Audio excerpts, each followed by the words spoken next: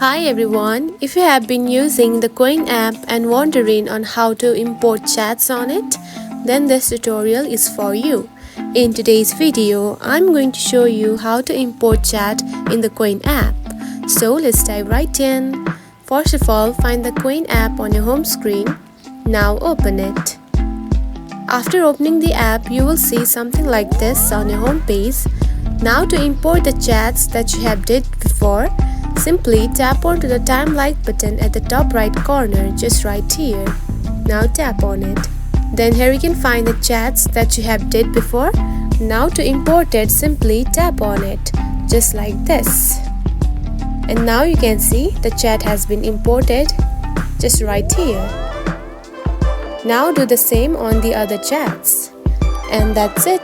This is how you can import chats in the Qwen app. It is a very easy process, right? If you found this video helpful, don't forget to like and subscribe for more tips. Thanks for watching.